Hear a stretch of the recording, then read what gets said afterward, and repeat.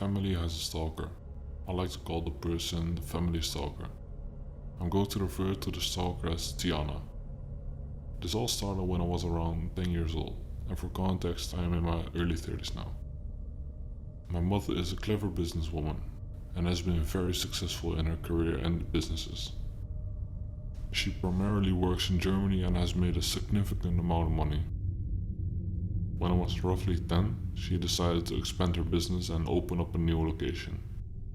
She partnered up with an old acquaintance of hers and they invested 1.5 million euros each into the new location. Unfortunately, the new location wasn't nearly as successful as the first one and ultimately it failed. My mom lost all of the 1.5 million, as did Tiana. Apparently Tiana couldn't get over the loss and ended up suing my mom over it. Mom settled for 1 million. She got really sick of the lawsuit, and if she fought it, she risked losing more money in lawyer fees, etc.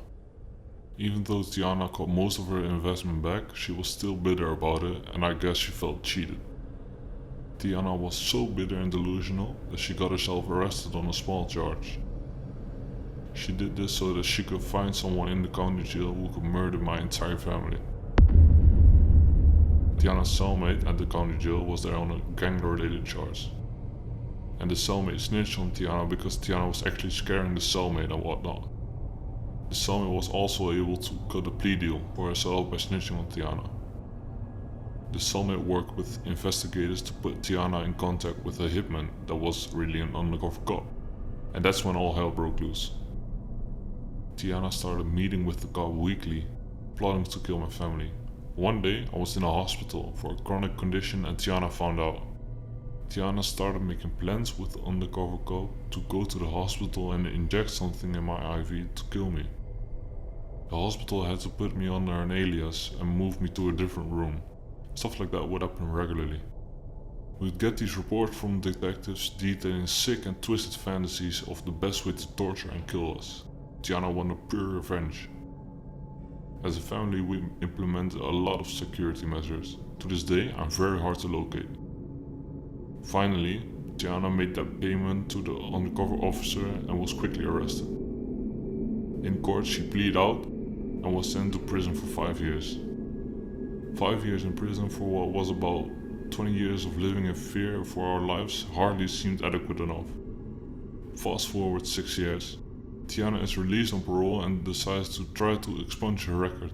Not only did she not get her record expunged, she got sent back to prison because it came to the court's attention that she was incorrectly sentenced.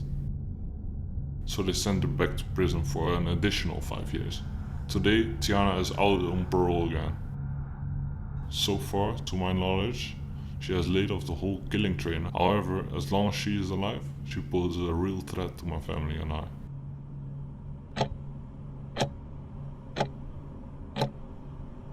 So to preface the story, I was about 15 years old at the time. It was my best friend's birthday, and she had invited about 6 of us over to play a few games and stay the night in celebration of her big 16.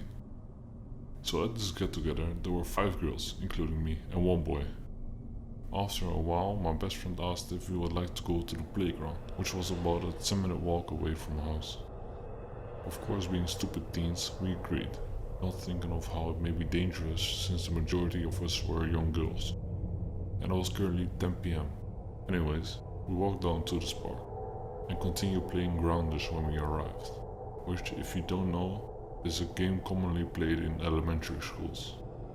The rules are, one person is it. The person who is it must close their eyes and try to seek the other players as they hide on the playground equipment in order to tag them. But there's a catch. If someone gets off the equipment and the person who is it calls grounders while they are on the ground, then they are tagged. Yeah, I know, it's a pretty childish game, but it's fun.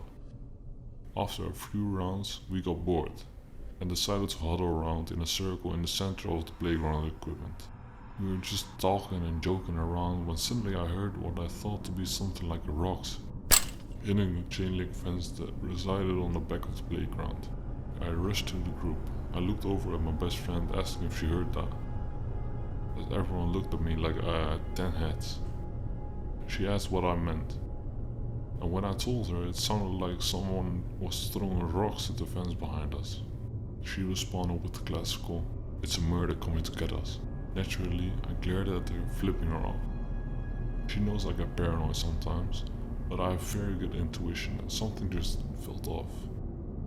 A few minutes later, after some rocks were thrown at the fence, and I obsessively stared down the area behind the fence, which was all woods beside the houses on the left and right of the playground, I noticed the light weaving its way through branches of trees. At first, I thought maybe it was a headlight of a car that was coming down the street that connected to the street of the park, since you can vaguely see the headlights of oncoming traffic through them. But I soon realized there was only one light, and it was bouncing up and down like it was being held by someone who was walking. I quickly pointed it out to the group around me, as we all snapped our heads over in the direction. Coming up along the side of the nearby house on the left side of the park was a man who wore a hat and some white baggy and dirty sweatpants and a black coat. He was holding a flashlight, not the one on your phone but an actual flashlight. He was too far away to guess his age, even when he sat on the swigs closer to the playground equipment we were on. But we all collectively agreed it was strange, since he seemed, I guess from his clothes, to be at least mid-20s, and just came out the woods by himself to sit and stare at a load of kids. After a brief discussion, we agreed that maybe he was waiting for a ride, or was just resting for a moment. So we tried to brush off the fact that he was sitting and so intensively staring at us. However, we started to take note that after a few minutes of us resuming our very competitive game of grounders, that the stranger was slowly inching his way closer to the group. He went from sitting on the swing furthest away to the next swing a bit closer to the equipment we were on, until it was just about 10 feet away from our game. The whole time he just sat there, watching. At this point, all of us have noticed a strange man attempting to get closer to us. And in an attempt to remove ourselves from a potentially dangerous situation, we made a group decision to leave. Getting up, we all piled off the playground equipment, and in pairs of two, we walked down the stairs, on the side furthest away from the creepy man. As we attempted to walk away, I kept my eyes glued to his figure, and as we neared the end of the street, he got up. Slowly at first. The man started to trail behind us, keeping his distance. I decided to keep my mouth shut at the time because we were about to make a turn. I thought that if he continues to follow us instead of going the other way, I would bring it up to the others. And wouldn't you know it, the creep stays hot on our heels, not only following which turn we took, but he also started sprinting towards us, screaming that he was going to kill us and that he wasn't finished with us. At this point, the whole group burst out into a sprint. The adrenaline I felt made me run so fast I was ahead of everyone else. Everyone was ushering each other to run. I didn't even take a second to see if the others were behind me. That was until I heard my best friend struggling to run. She has pretty bad asthma. I instantly felt horrible for running off on her. So I ran back and grabbing her by her side and quite literally dragging her along, repeating things like, "Deep breaths, you got this, come on now, we have to go." This whole time the man was still running, screaming behind us, and was catching up quickly. At this point, both me and another girl in the group took it upon ourselves to get my best friend moving as fast as possible, both taking her hand and running at a pace she could keep. Luckily, this park was only about a 10-minute walk from my friend's house, if even that much. And as we all piled in through our garage door, I turned to see this delusional man start running up a driveway.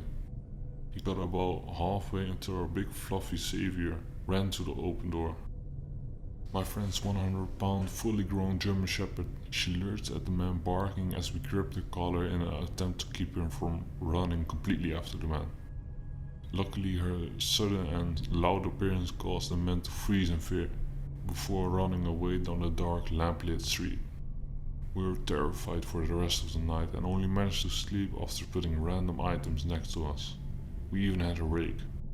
But most comforting, our big fluffy hero, just in case the creep decided to come back.